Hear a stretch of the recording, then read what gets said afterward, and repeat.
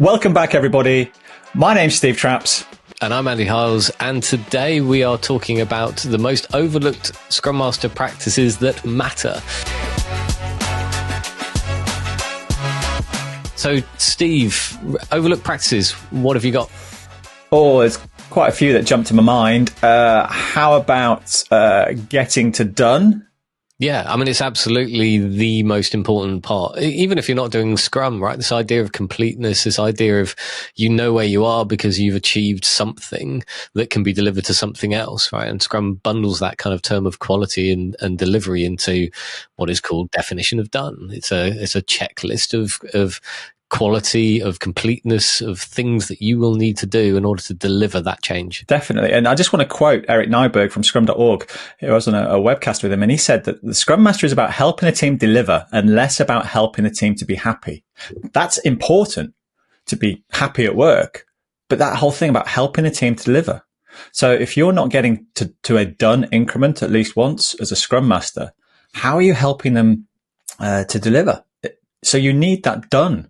That definition of done, and making sure that people understand what it is and what it isn't.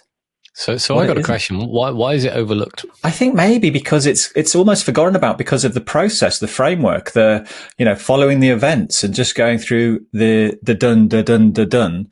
And then there's always the idea that actually, we can't get to done in a sprint. It's going to span multiple sprints. We're too complicated, or the work's just too big to have a done increment. Or, maybe done isn't achievable from an organizational point of view. You inherit the definition of done. Maybe the definition of done just isn't achievable by that team. I've definitely seen that kind of thing. So what are we suggesting here? As an overlook practice, what are we actually suggesting? Go find your definition of done as a Scrum Master, take it to the team and say, hey, is this achievable? If it is, brilliant. Why are we not meeting it? If it isn't achievable, what is achievable? I mean, I've got the definition of done posted behind me there, Is it actually achievable? If not, we're setting our teams up to fail. We need to make sure as a Scrum Master that we're helping our teams as much as possible, and also talk about the benefits of having a done increment, so that people aren't just thinking that it's a process that I've done that. It's actually, there is real importance in this. The fact that actually without a definition of done, it impacts transparency. We don't validate our assumptions around value. Have we delivered something valuable to our customers, our stakeholders? Can I leave it with one thing that, just a bit of guidance of don't leave it up to your testers to validate the definition of done. Yeah, that is a process we see all the time. The teams just hand off. Once it's in test, they validate all the definition of done items, and that's not true, right? Shouldn't be there. You are a team.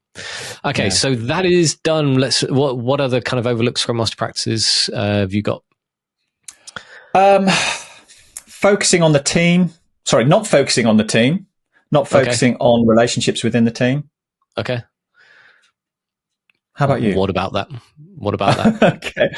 Just the fact that actually we're looking at the mechanics. We're looking at the mechanics of Scrum, of how it all hangs together. And you might be, as a Scrum Master, unsure of actually what it is you're doing, your purpose, how you deliver value. So you're focused too much on the events, or having a happy retrospective and you're doing a Star Wars retrospective or something along those lines.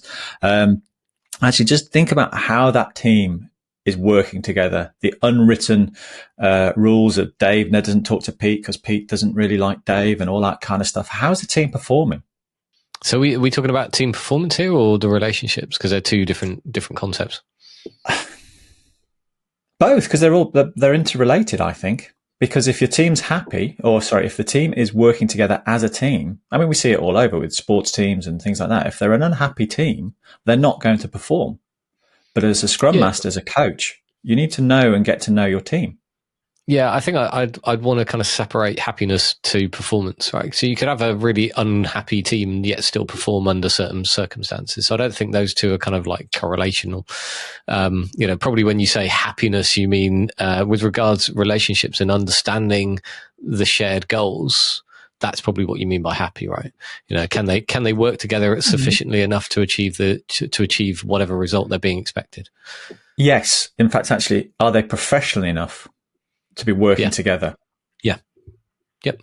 I just want to underline that. Are they professional enough to put their own thoughts, aside, or their relationships, or, whatever aside, to say, hey, we are working collectively as a team.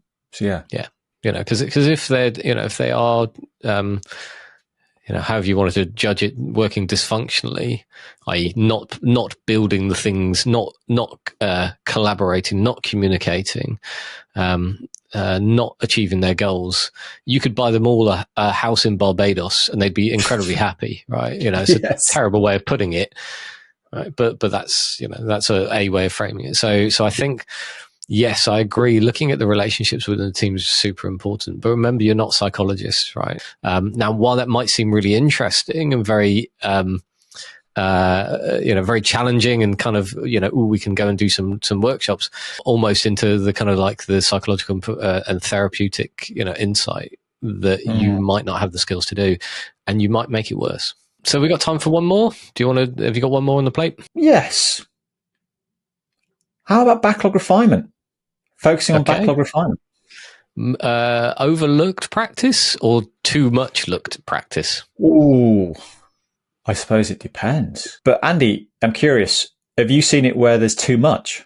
Yeah, well, I think, yes, when you're not delivering anything out the back end, right? So you can just sit in a meeting and go, there's backlog. It's brilliant. Let's refine all this stuff. How many things have we actually delivered? Not a lot, but we're going to talk about all the stuff we're not going to deliver for a little while. Highly sarcastic tone in my voice, right? But that kind of stuff does happen. I have to say, it's been a good while since I've seen that. That used to happen a lot. It's been a good while since I have seen that practice, but it's not uncommon. It does happen. Refinement is an interesting one for me because it's a team practice that can be incredibly useful to gain an understanding of the product and the expectations from the product owner and the stakeholders, etc. in terms of the product's performance, what it's meant to do, the value, all those really good things. I think, like I just said, it becomes invaluable and wasteful if you are not delivering anything within a reasonable time frame. But I think there's a judgment there, which is refining because we believe these things are going to be dealt with in the next day, right? Week, pick your poison. Versus refining because our Scrum Master has told us to go and refine some work. Right. And I think those are two very different approaches, because it's very much if you find yourself in the latter, you've got to be thinking, there's something not quite right. People will be thinking there's something not quite right, probably wasteful, probably bring down the motivation in the team to actually go and do anything else. And it's really about looking towards that delivery, getting to done, back to our kind of our first principle that I thought was, one of the first things we overlooked here, which was, that kind of concept of done. But unless you are delivering, refinement becomes wasteful. And actually, if you go the other way, is refinement even useful practice? So if you're delivering so quickly, that is refinement a practice? And I've written about this. Is a refinement a practice you could actually bring as part of your workflow, as part of what people would call a Scrum board, part of a Kanban board in our world, part of our definition of workflow, and actually when work starts, it holds an intrinsic cost, right? So, I'm going to look at this work and it's costing me money. If in any other practice, if you want somebody to go and do work, it costs them money to go and have a look at it. Some people give free quotes and some people charge for that time. Typically within business, you're already being paid. That cost is already inherent. So the refinement practice is therefore already eating money, right? So where does the balance come? You're refining stuff you're never going to deliver.